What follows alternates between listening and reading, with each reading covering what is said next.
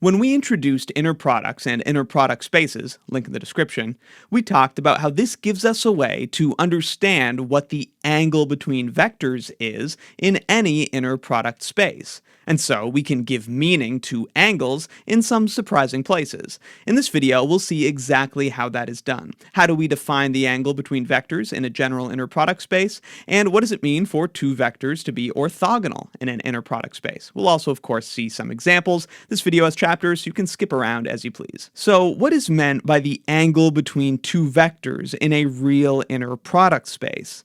In Rn with the dot product, you may recall that we defined the angle theta between two vectors u and v to be the arc cosine of u dot v divided by the product of their magnitudes.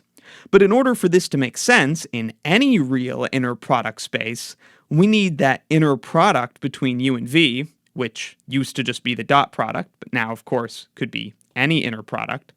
We need that inner product divided by the product of the magnitudes of u and v to be between -1 and +1. Otherwise, taking the inverse cosine of this expression would not have meaning. For example, we can't take the inverse cosine of 2. So to just make the obvious generalization of taking this definition and replacing the dot product with a general inner product, we need to be assured that this expression is between -1 and +1. And sure enough, it is. And we can show this quickly with the Cauchy-Schwartz inequality for inner products. I'll leave a link in the description to my lesson going over this inequality and proving it, but it says that if u and v are vectors in a real inner product space V, then the magnitude of their inner product is less than or equal to the product of their magnitudes. And this inequality is equivalent to this one, for the magnitude of this inner product to be less than or equal to the product of the magnitudes, means that the inner product is between the negative product of magnitudes and the positive product of magnitudes. Then, simply dividing this whole inequality by the product of the magnitudes, we have -1 on the left, +1 on the right, and of course this familiar expression, the inner product of u and v divided by the product of u and v's magnitudes. So we can take that same familiar definition for the angle between vectors in Rn and generalize it to any real inner product space.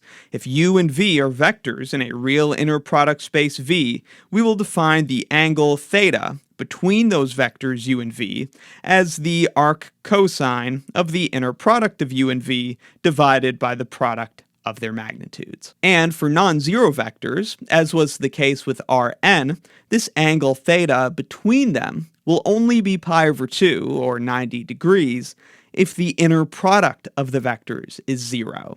Hence, this is how we define two vectors being orthogonal.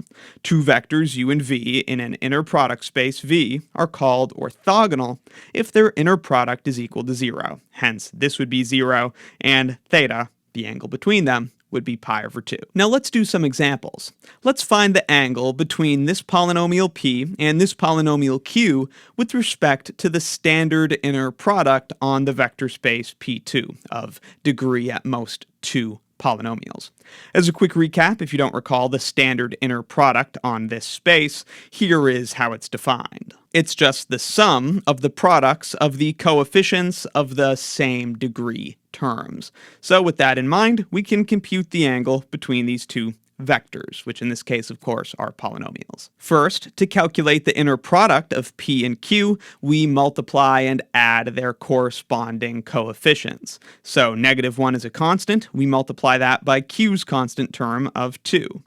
Then 4 is the coefficient of the x term for p, we'll multiply that by 1, the coefficient of the x term for q. And then 3 is the coefficient of the x squared term for p. We'll multiply that by -5, the coefficient of the x squared term for q. Do all that multiplication, add everything together, and we get -13 for the inner product. Then we also need to find the magnitudes, or norms, of these two vectors in order to find the angle between them. The norm of p is the square root of the inner product of p with itself, which of course is just going to result in adding the squares of the coefficients. So -1 squared, which is 1, 4 squared, which is 16, and 3 squared, which is 9. So the norm of p is the square root of 26. As for q, its norm is the square root of 2 squared, which is 4, plus 1 squared, which is 1, plus negative 5 squared, which is 25.